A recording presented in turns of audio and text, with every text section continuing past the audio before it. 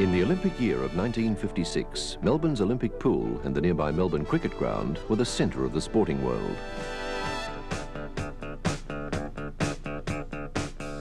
In architectural and engineering terms, the most outstanding achievement was the swimming stadium, where Dawn Fraser, Murray Rose and others would become legends.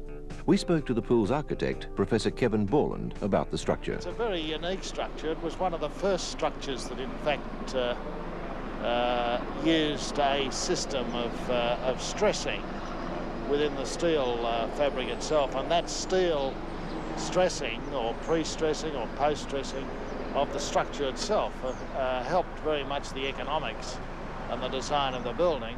While all the records have been erased, the efforts of our swimmers and our architects and engineers survive. At its opening, the pool caused a sensation. It put Australian architecture on the world map. The pools are in the act of construction at the moment, and there are quite a number of very interesting architectural details which I'd like to show you. The fundamental structural problem in this building was to span across here with the roof and to support the seats. With this little skeleton model, you'll see that the seats are actually hinged at the ground, and the normal way of constructing it would be to build columns up under the seats. In this case, we use the roof truss here to support the seats and hold them in position. As you can see, that actually holds the seats. To complete the structure, ties are held on the end of the truss to the ground. Today, the structure remains a symbol of architectural achievement, being the world's first post-tension steel design, a flat V-shape stabilized by steel rods. But since 1956, the world and the Olympics have changed.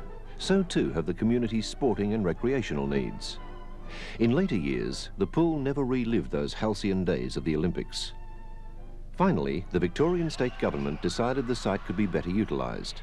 It was reopened in 1983 as the Melbourne Sports and Entertainment Centre and has quickly become an exciting new resource.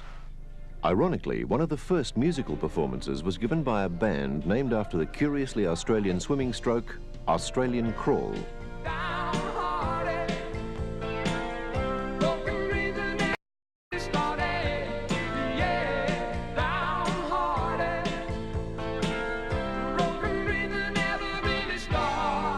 A triadetic space frame made from galvanized steel now cantilevers into the roof to support loads of up to 14 tons of speakers and equipment above the main stage. To help evenly distribute the weight of the new surfaces, a steel truss painted yellow was introduced to form a spine for the original blue trusses. Professor Borland recounts the difficulties in hinging the main girders to the trusses.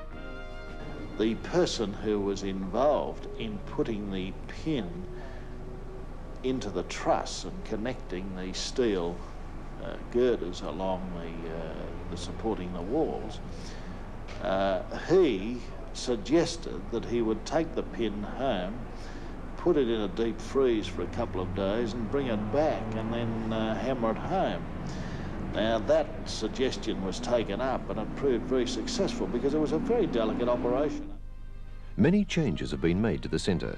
A concrete slab over the pool, a timber air thrust sports floor installed, new seating, air conditioning, a computer-controlled scoreboard and new sound and light system.